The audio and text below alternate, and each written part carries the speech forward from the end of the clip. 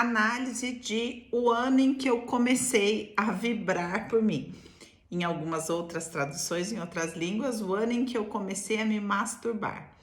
Um filmezinho assim, no mínimo questionável, né? Quando eu falei que eu ia fazer esse filme, um monte de mulher já começou a rir, imaginando, lá vem, né? Mas por que que eu achei legal a gente conversar sobre esse filme, sobre a mensagem desse filme? Porque tem muitas mulheres comprando essa mensagem. Não sei se você tá a par disso, mas quando a gente fala sobre a cura da mulher, a cura do feminino, o que tem sido vendido por aí é o assunto desse filme. Então tem muita mulher comprando essa ideia de que com um bom vibrador a vida dela tá resolvida. E como nós agora, nesse momento, estamos falando, né, no terapia de feminino ferido, eu achei que cabia mesmo a gente ter uma conversa franca sobre essa proposta, os seus prós e os seus contras. Porque quando a gente se abre um pouco para assistir o filme, ele também te convida a algumas reflexões úteis, né? Então é sobre isso que eu quero falar. Também acho importante a gente pontuar uma coisa: é um assunto tabu, um filme sueco, né? De uma diretora estreando. Então a gente percebe que ela vem achando que tem uma mensagem, né, para dizer. É uma proposta dela. E ela tem um assunto importante para tratar que é tabu ainda até hoje, que é o quê? O orgasmo feminino e a sua importância. Aí você pode falar, ai Dani, será que é tabu? Ó, é só a gente ver a abordagem do filme. Por quê? Porque o filme aborda o assunto como sendo algo inovador, ousado, mas na verdade por uma perspectiva adolescente, né? Que é a masturbação. Então a gente entende ali, né? E aí não só no filme, mas o que a gente vê das mulheres conversando em geral, das propostas que existem na internet. Então tem um lado sensacional que é vamos falar sobre esse assunto. E tem um outro lado que a gente fala, bom, olhando o coletivo, a gente descobre que a nossa sociedade nesse assunto está na adolescência e como tal faz uma associação direta a orgasmo feminino igual a masturbação, tá? E aí, né, num sentido mais moderno, a todos esses brinquedinhos aí que se propõem a participar da brincadeira. Então, se a gente pensar, é espantoso, né? Pensa, é espantoso perceber o quanto choca, o quanto incomoda, o quanto acaba sendo ridicularizado. Então, por essa perspectiva, é legal, né? É legal você falar. Legal se as mulheres corajosas, não só a diretora, mas a atriz também que se propõe a vamos falar sobre o assunto. Então, o filme tem a sua utilidade, tem a sua serventia, né? Tirando então essa ideia do bobajol e da superficialidade do filme, eu quero te convidar a uma reflexão e a gente vai analisar alguns pontos do filme. Qual a reflexão que eu quero te convidar como mulher? Qual é o lugar do prazer na sua vida? Será que o filme te levou a questionar isso? Qual que é o lugar do prazer? Então a gente vai conversar um pouquinho sobre isso enquanto a gente vai falando de alguns pontos aqui que aparecem no filme. Então quem é a nossa heroína? Hannah é uma mulher que vai fazer 40 anos e que recebe lá uma mensagem, bem-sucedida profissionalmente, e que recebe lá uma mensagem do aplicativo avisando que ela tá ovulando, então ela já faz 700 mil planos. Por quê? Porque ela quer ter um segundo filho. Muito comum também as mulheres buscarem essa sensação de sentido e de plenitude em uma nova simbiose. No caso dela, que é o segundo filho. Ou numa primeira simbiose, né? Que um filho vai me preencher.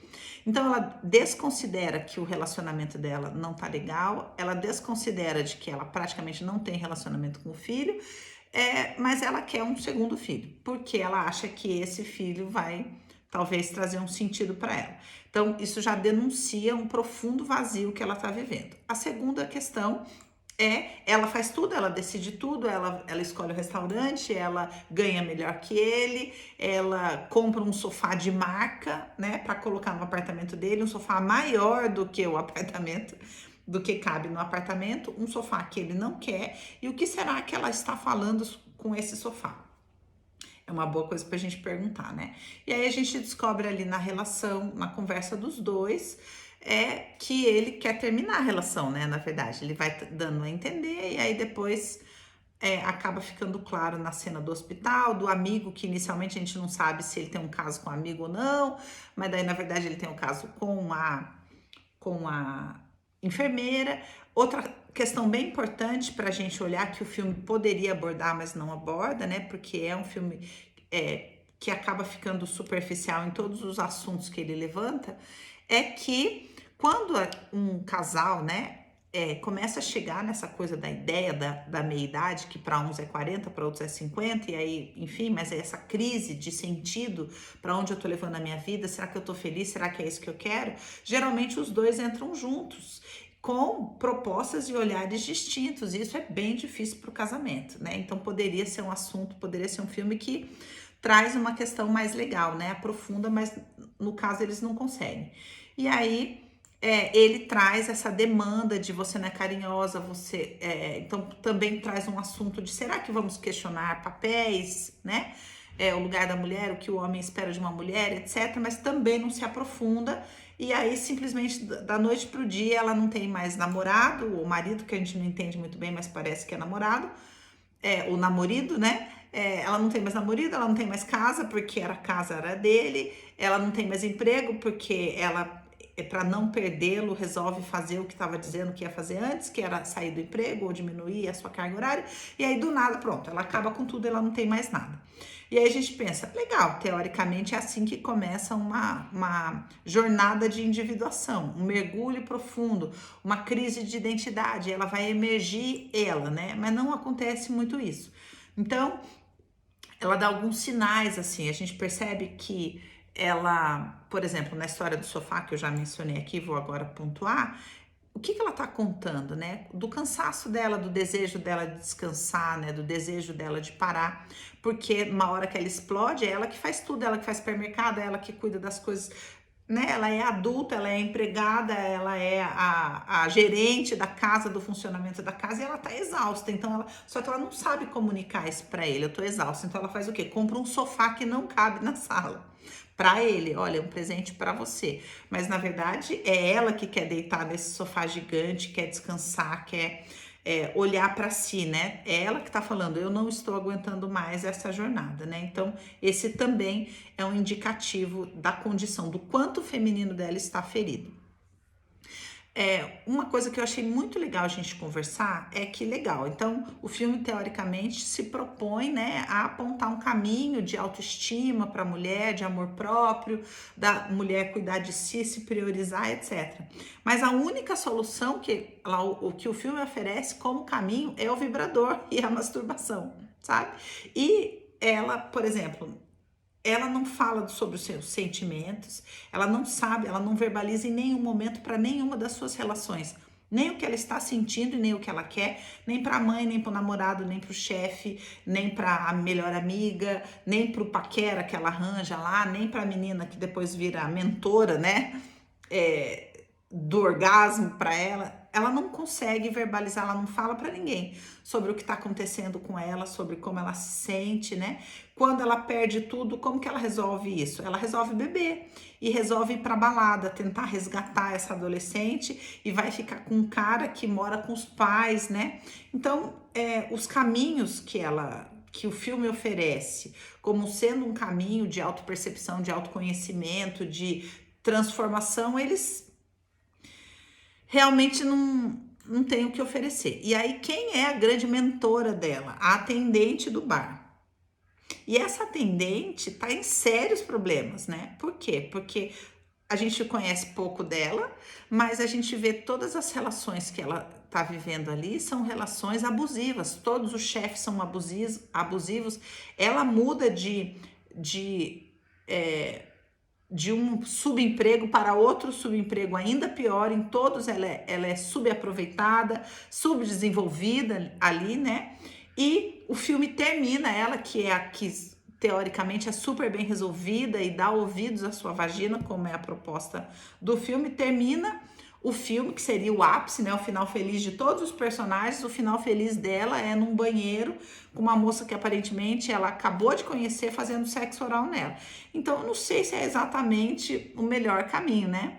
para a gente pensar qual seria o caminho de uma mulher chegar aos 40 anos e falar: essa sou eu me encontrei a minha voz, eu encontrei a minha identidade.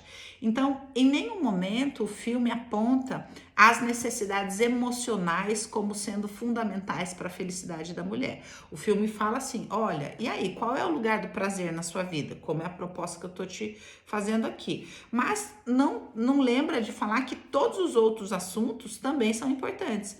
Que ela abriu mão de tudo aquilo porque ela queria uma família, porque ela queria dar continuidade para aquilo, mas que ela não sabe falar, né? Enfim, então o filme traz essa ideia bem adolescente da competição com os homens, essa eterna ironia sobre os papéis, né, dos gêneros, traz os homens ridicularizados, caricatos, né, fracos, idiotas, como todas essas produções contemporâneas têm trazido essa mensagem, né? E é triste porque as mulheres cada vez mais têm comprado isso.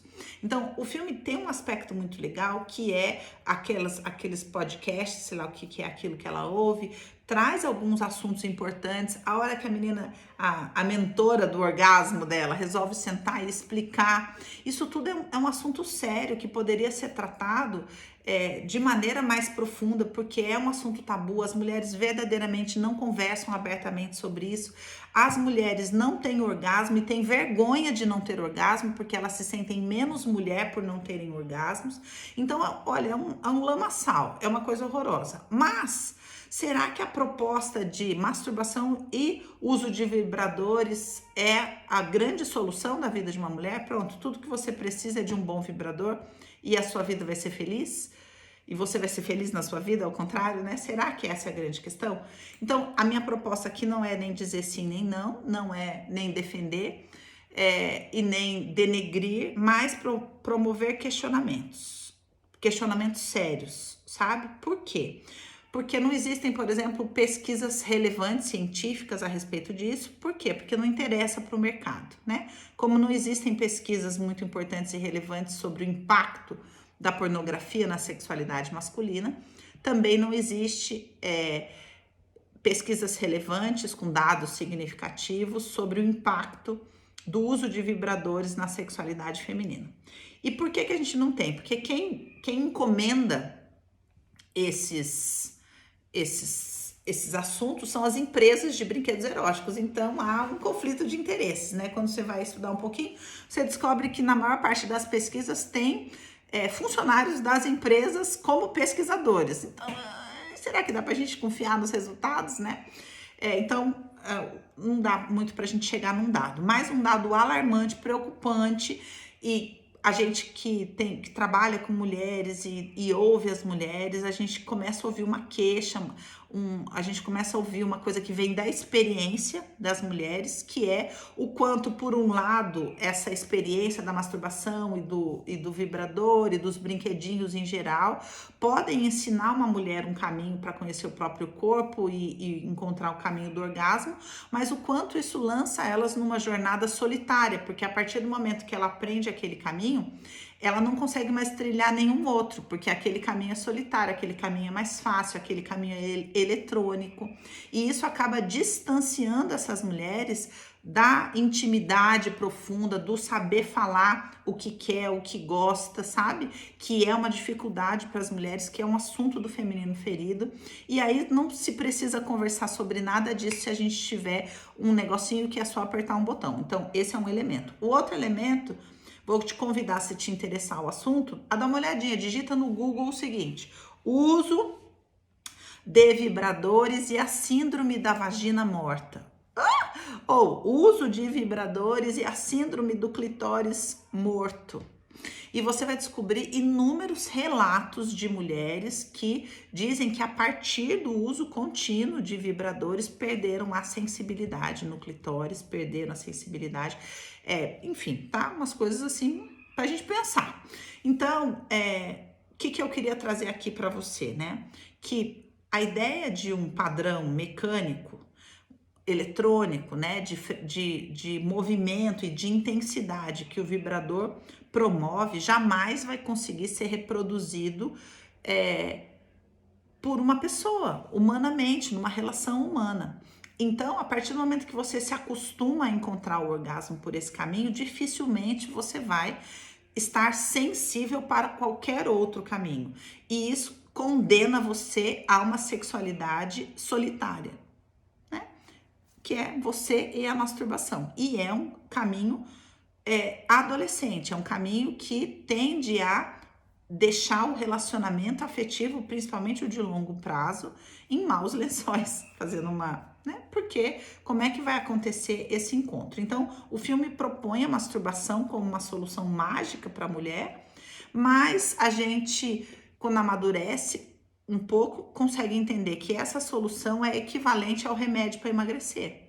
Pode até funcionar. Você fala, gente, esse remédio é ótimo. Eu tinha um casamento, menina, e eu tomei o remédio e emagreci, coube no vestido. Só que dali a 3 semanas você engordou 3 vezes mais, né? Você entra no efeito sanfona, você tem efeitos colaterais. E aquilo que realmente deveria ser o assunto, que é você entender a sua relação com a comida, a sua relação com o seu próprio corpo, e aquilo que vai te levar a um lugar de ser feliz habitando o seu corpo, tá cada vez mais distante com o remédio para emagrecer.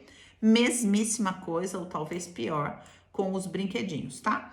Então, agora vindo para o assunto que eu quero conversar com você, que é para que seja útil essa análise, eu queria trazer uma reflexão de Alexander Lowen, que é alguém que dedicou a sua vida a estudar a bioenergética, a relação com o corpo, as couraças, e o prazer e o orgasmo. É uma autoridade no assunto. E ele nos convida nos pergunta, né? Qual é o contrário de prazer? Então, a primeira pergunta que eu te fiz é: qual é o lugar do prazer na sua vida? E aí, a partir de Lowen, reproduzindo aqui a fala dele, ele pergunta: qual é o contrário de prazer? E aí ele fala: eu suponho que você responderia que será a dor. Mas não é verdade. A dor não é o contrário de prazer. A dor é um estado emocional, assim como o prazer, no espectro entre a agonia e o êxtase. Ou seja, a agonia como se fosse uma linha, a agonia de um lado, êxtase do outro, e dor e prazer estão no meio desse espectro, tá? E, em geral, ele diz, a maioria das pessoas não busca dor, né? A não ser que essa dor sirva para o prazer ou para o poder no futuro. Por exemplo, ninguém quer sentir dor fazendo musculação, mas por que faz? Porque vai te proporcionar poder no futuro. Eu vou ficar musculoso, então eu busco essa dor, porque eu sei que ela me promete um poder no futuro. Então, para Lowen, olha que loucura que eu vou te falar agora. Para Lowen, a antítese do prazer não é a dor, e sim o poder. E o filme traz isso, incrivelmente, né? A gente olha e fala, mas que esse filminho é bem ruim, né? Bem... Mas ele traz esse assunto, ele deixa claro, né? É uma mulher que tinha poder, mas não tinha prazer. E de repente ela descobre o prazer e aí o chefe fala, olha, eu quero te devolver. Ela fala, eu não quero, eu quero ser que nem aquele maluquinho ali. Ó, desculpa, não é por nada, mas eu não quero esse monte de responsabilidade. Eu quero vir aqui fazer qualquer coisa, quero voltar para casa, quero deitar no sofá. Ou seja, o prazer é a antítese do poder, ou o poder é a antítese do prazer. Ter poder te custa prazer. Então ele diz, quando o prazer é substituído por poder, o ego toma o lugar do self, no sentido da essência verdadeira da identidade de uma pessoa. E esse poder, então, quando o ego toma o lugar do self, este poder se torna destrutivo para a pessoa e para os outros. E então, a partir daí, a gente pode concluir que o poder é um caminho para a exaltação do ego. Por exemplo, essa mulher poderosa, essa mulher malhada, essa mulher com seu mega vibrador, um de cada cor, essa mulher que, enfim, vocês sabem, né? A heroína, a nossa heroína, o nosso tema de estudo, o poder é um caminho para a exaltação do ego. Enquanto que o prazer é um caminho para encontro do self verdadeiro. E por natureza, exclui o outro. Por isso eu comecei essa análise te perguntando qual é o lugar do prazer na sua vida, tá? E aí o Lowen diz o seguinte, sabe qual que é o grande problema? O grande problema é que o prazer, para nós, só enquanto palavra, já é uma palavra que evoca sentimentos conflitantes. Por quê? Porque, por um lado, nós associamos essa palavra prazer, que não está limitada à ideia do orgasmo, né? Mas o prazer de viver, o prazer corporal, o prazer de existir, o prazer de se manifestar, o prazer que você pode ter no trabalho, enfim, o prazer de ler, o prazer de comer, né? O prazer, ele está associado para nós ao que é bom, mas, por outro lado, nós temos medo de que o prazer nos leve a caminhos perigosos. Tipo assim, ó, prazer, o Lowen, discutindo isso, ele fala, olha, tudo bem, né? A pessoa até pode falar, não, prazer é ótimo, mas se eu propuser para essa pessoa dedicar a sua vida à busca do prazer, ela vai ficar horrorizada, sem entender, por exemplo, que o prazer é o caminho para o self. E aí ele diz, por que a gente tem medo? Agora, repetindo as palavras dele. Porque a gente teme que o prazer nos leve a caminhos perigosos, onde esqueceríamos os nossos deveres e obrigações e deixaríamos que nosso espírito se corrompesse pelo gozo descontrolado. Palavras dele, tá? Por isso, ele diz, o homem moderno quer dominar o mundo e controlar o self. Então, por que as pessoas trabalham enlouquecidamente para comprar enlouquecidamente, para dominar o mundo e controlar o self. E, obviamente, elas não conseguem e se frustram. E essas pessoas que estão cada vez mais distantes de uma conexão verdadeira, ficam mais suscetíveis a isso. Então, é lógico que interessa para o mercado vender cada vez mais vibradores para as mulheres, porque cada vez mais vazias, elas compram mais. Né? Elas são mais facilmente conduzidas para caminhos destrutivos, por exemplo, na sua alimentação, tá? Então, ele diz, por que o homem não consegue? Por mais que ele lute, ele não consegue. Porque o prazer é a força criativa da vida. O prazer é a força criativa da vida que sustenta a personalidade. Ele diz, o prazer é a única força capaz de se opor à força destrutiva do prazer, do poder. Vou repetir, o prazer é a única força capaz de se opor à força destrutiva do poder. Mas, quando que o prazer tem esse poder? Enquanto palavra? Não, enquanto experiência. Por quê? Porque enquanto experiência, ele pode abrir caminho para o self.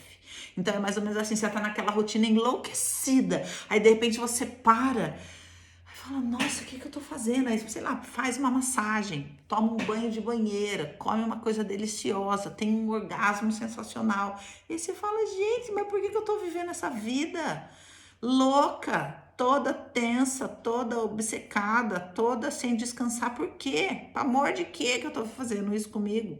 Porque a gente lembra daquilo que faz sentido para nós verdadeiramente. Essa é uma temática recorrente das mulheres. Eu falei sobre isso aqui na análise do filme, acho que Uma Ilha Distante ou qualquer coisa parecida com isso, tá? Então, para concluir a análise, eu queria falar para você que a cura do feminino é muito mais profunda, né?